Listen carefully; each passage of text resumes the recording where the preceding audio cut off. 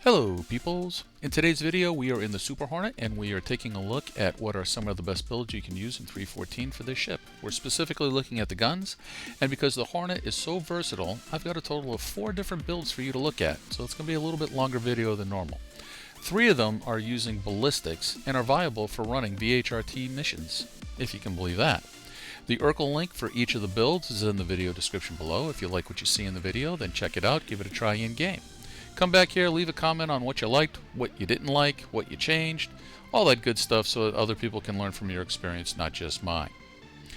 If you like and enjoy this content, then please hit that like button, the notification bell, and subscribe to the channel, as it will be greatly appreciated.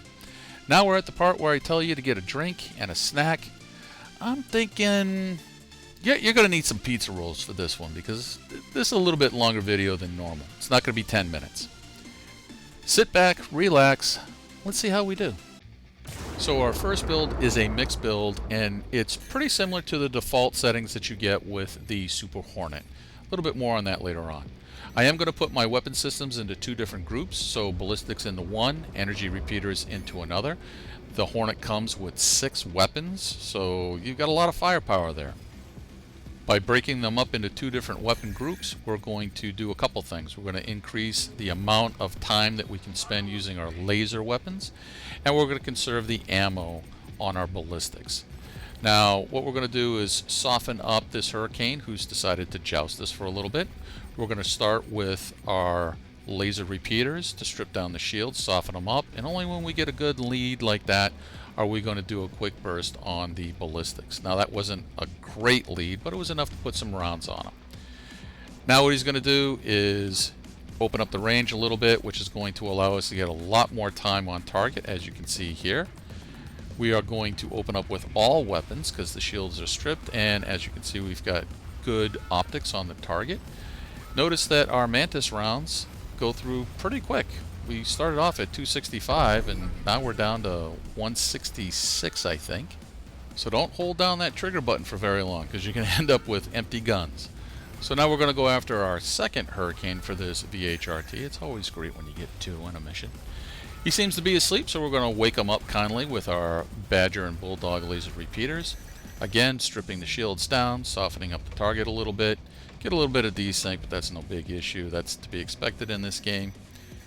We will just keep working him just like we did the first one until he makes a mistake and we can capitalize on it. Now, this build is changed from the default build in only 2 categories. One, we're using all stealth components, and the second one is we upgraded the ballistic Gatling guns on the wingtips to the size 3 Mantis GT220s.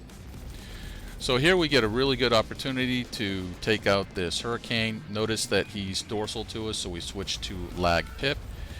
We get good rounds on target, and we fire everything that we got. Of course, he goes boom. That's exactly what we want to see. That only leaves 1 target left. It's going to be a Vanguard Warden. He's not going to last too long either, but what we're going to do is repeat the exact same thing. We're going to fire off just our laser repeaters, because as you can see, our ballistics are getting critically low. We're down to just 65 rounds left. That's not a whole lot. Probably not going to be enough to take out this Vanguard. So what we're going to do is slow it down just a little bit so that you can see why Chris Roberts wants us to do up close personal combat, because look at all these rounds hitting this target. We fire off the last of our Gatling ballistic rounds. We're out now. What we're going to do is just finish them off with the laser repeaters. And because you have 4 of them, you can definitely do it. So not bad. This is going to serve as our baseline build. I would say that it's doable, it's okay. I would use this over the default setup that the Hornet comes with. Again, your big problem there is going to be running out of ballistic ammo. So that's going to lead us to our second build. So this one is just a mono build. We're using NDB laser repeaters, so we're still on the repeater kick. And my impressions with this one aren't too bad. Time to kill is a little bit longer than the modified default build that we just saw, so keep that in mind. and you're never going to run out of ammo, which is really nice. Now, I did put my weapon groups into two different groups. I put the larger NDB 30s into their own separate group. I don't think you have to do this. It's kind of personal preference on whether or not you want to. They recharge so fast that you could definitely put all of your laser repeaters into one group, or you can do them into two like I do here and just pull both triggers at the same time. It has the same effect. Of course, if you have them in two different groups, you can take advantage of cycling between the groups when one runs out of energy. Here's a good example right here. We start off with our first group. It runs out of energy. We go to the second group. The first group gets replenished. Now we cycle back to the first group. Works out pretty good. Now, you don't have to do that. You can put them all in one group, obviously, and just use short, quick bursts. I think they will cycle fast enough and gain their energy back fast enough, particularly the NDBs, to where you'll be able to keep a pretty constant stream of damage on the target. Now, here's a good example of how the AI has improved. I'm getting swarmed pretty good by the three of these. We've got two Vanguards and a Hurricane that I'm engaged with. I switched my target over to the Vanguard because I need to be able to take this out. You're going to see why here in a second. Coming up on the left-hand side, you're going to see that there's the other Warden, and then right behind him is the Hurricane. So that's how close they're coming. So now as we watch, the first Vanguard that I targeted is now gone. I'm going to switch over, and now that I've got a little bit of breathing room, I'm going to finish off this Hurricane. Now, according to Urkel, there's absolutely no difference between using an NDB laser repeater or a Panther or anything like that. However, my perception, and maybe I'm wrong with this, it seems that the NDBs seem to recharge at a much faster rate than any other laser repeater. Now, I might be wrong on that, but it just seems a little bit faster to me. Let me know what you guys think in the comments section. You see the same thing? Because there's something a little bit more powerful with the NDBs that seems to be lacking in some of the other repeaters. Now, one thing to note, because this is a mono build, you do have the advantage of not running out of ammo, but as you can see, this is taking a little bit longer on the time to kill for each target over the mixed weapons build that is our baseline. That's to be expected in 3.14. Ballistic weapons actually do a crap ton more damage than their laser counterparts. So if you do want to go with a mono build because you don't want to spend money on ammo or because you want to chain missions together, go ahead and do it. Just realize that it is going to be a little bit longer to kill. Now, here's a good example of how fast those NDBs just recharge. Look at that. Now I'm back up. Now I'm out again. I mean, they just seem to recharge at an insane rate. I was able to do enough damage on that pass by for the Hurricane that he's not going to last long, and he goes boom. So now we're down to just the Warden left for a target. Notice that my shields are down a little bit. I'm going to pop my shield power back up to 100% real quick. Happens very fast. And now we're going to see why Chris Roberts wanted to slow down combat and decrease the range. As we do the same in the video, see all these wonderful rounds hitting the target. As it spins around, we're going to continue to fire our NDBs, and you can literally see them blowing little bits and pieces off the target. In a second here, that wing's going to come off, and you just know that he's screwed. So yeah, that's pretty much Star Citizen combat porn video for all of you dogfighting junkies out there. Well, that's not bad for this mono build. I think the time to kill is going to be a little bit longer with it, but at least you have the added advantage of never running out of ammo. This is going to put us into the next build, which I think is a pretty awesome build, actually. I like this one, I think, out of all of them. Of course, I am saving my cannon build for the last, because you know I'm a cannon guy. But this build is pretty cool. What we've got is a bunch of ballistic repeaters. Now, these aren't the Gatlin repeaters. These are just the ballistic repeaters. And I have placed all of my ballistic weapons into one group, and I have my Panther laser repeaters in a separate group. I'm going to use the laser repeaters to basically strip down the shields. Then I'm going to use the cannons, as you can see here, as the coup de grace. So we switch to lag pip on this Valkyrie.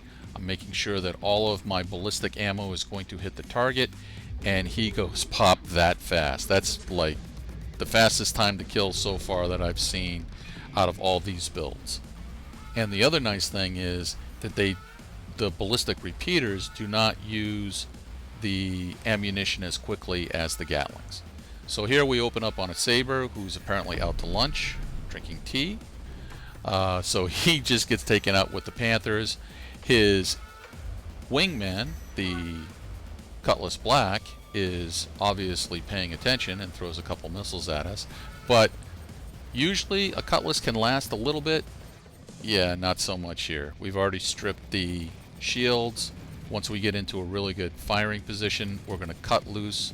Again, we switch to lag pip because he gives us a dorsal view. We put all of our rounds on him, and he goes pop. Just that fast. So all three are gone. Notice that I still have over 100 rounds for each of my ballistic repeaters. You can go do another VHR mission in this. And that was a pretty fast time to kill for that run.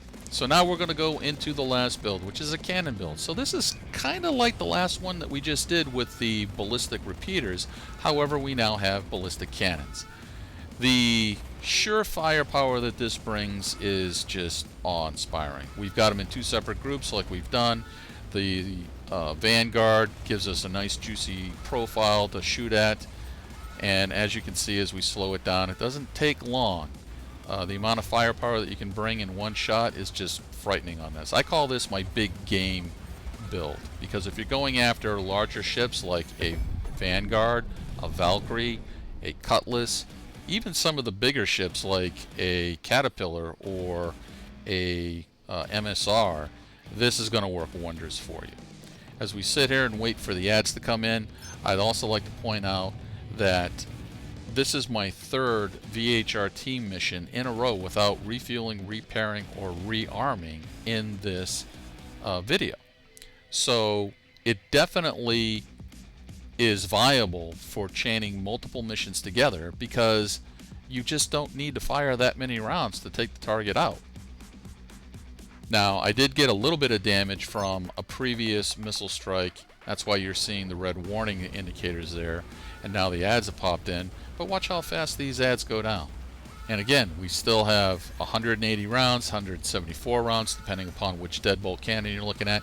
And even if we run out of ammunition, we have the FL-33 laser cannons. So you don't go defenseless once you run out of ammo. Very effective build in my opinion. Definitely going to struggle if you're going up against smaller, more maneuverable ships like an M50 or an Arrow. This may not be the build of choice, but here we are going up against a Saber. Notice that the Saber is trying to get away. I'd say that we're on equal terms, but we've already stripped the shields on them with the FL-33s. Once we get into a good firing position, we're just going to cut loose and within just a few rounds take them out with the cannons. Slow it down a little bit so you get a good look, because it doesn't last long. Here we go, right there. Dorsal view, and he goes pop. I mean, it doesn't get any better than that. So our last target's going to be a Freelancer Misk. Same thing, it's not going to take much. We're going to whittle down his shields with the FL-33s first. Once we get down to a pretty decent level and we soften them up, we'll finish off with the Deadbolt cannon barrage from hell, I guess is what you could call it. Now, you don't have to stick with the Deadbolts. You can use any ballistic cannon of the same size. They're all going to do the same type of damage. I just have Deadbolts on hand, well, until the 3.15 patch comes and we lose all of our inventory. So that's what I went with, but they're all going to pretty much perform the same. So it didn't take too long to take them out. And we still have plenty of rounds for our ballistic cannons. Notice that we have 150 and 140 rounds respective for each deadbolt. So you could go run a couple more VHRT missions without having the need to rearm. Not bad for a mixed weapons build, particularly in 3.14, where ammunition is so sparse. Well, I think that's going to do it for today. Let me know your thoughts on these different weapons in the comment section below. And don't forget to check out the builds using the Urkel link. Also, moving forward, I wanted to know what types of videos you guys would like to see in the future. Do you want more comparison videos like this one, or instructional videos like we've done with the lead pip and the EMP? And on what type of ships? Let me know with a comment or two. Now, if you're new to Star Citizen and you'd like to get on some of this action, you will find a referral code in the video description that will give you 5,000 free UEC when you open up an account. Don't pass up free in-game money. Use that code, you get something, I get something, so it's a win-win. As always, till next time, take care.